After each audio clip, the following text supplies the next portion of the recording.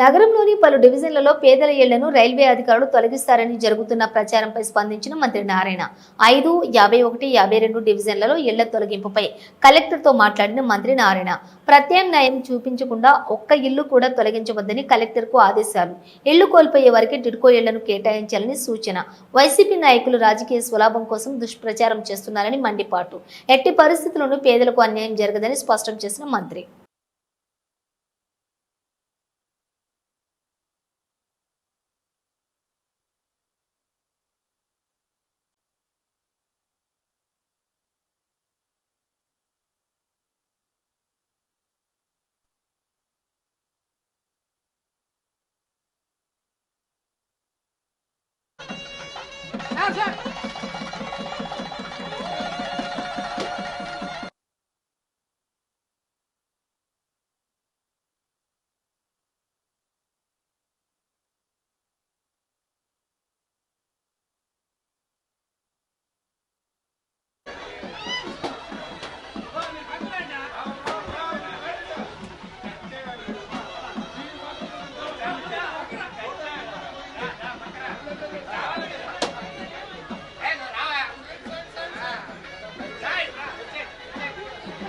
మహిళల్ని ఉత్సాహపరిచి వాళ్ళని అభినందించి వారిని వ్యాపారవేత్త తీర్చిదిద్దడానికి కృతజ్ఞతలు నడిపిస్తున్నటువంటి గౌరవ మంత్రి వారికి ధన్యవాదాలు తెలియజేసుకుంటున్నాం.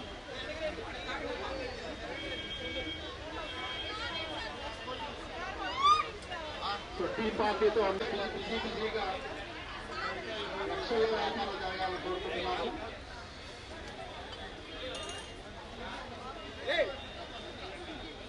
ఆయన చేతుల మీదుగానే మొట్టమొదటి అందరికీ సర్వ్ చేస్తూ ఉన్నారు. సందర్భంగా టీ పార్టీతో ఈరోజు కార్యక్రమాలు ప్రారంభించుకోవడం అనేది చాలా శుభకరం.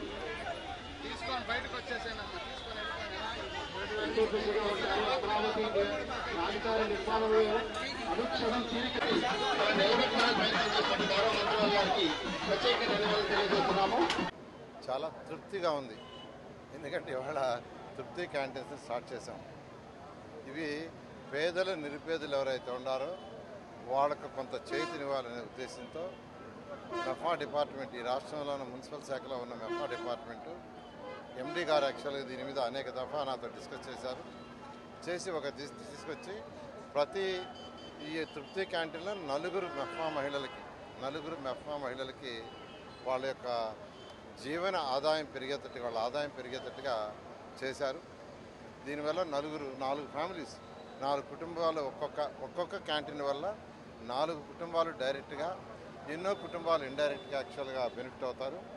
రాష్ట్రంలో దాదాపు 700 తృప్తి క్యాంటీన్స్ ప్లాన్ చేశారు. వాటిలో ఫస్ట్ది నెల్లూరులోనే స్టార్ట్ చేశారు. వారికి, పీడీ గారికి, ఆ మెఫా డిపార్ట్మెంట్ అందరికీ ప్రత్యేక ధన్యవాదాలు తెలియజేస్తున్నాను.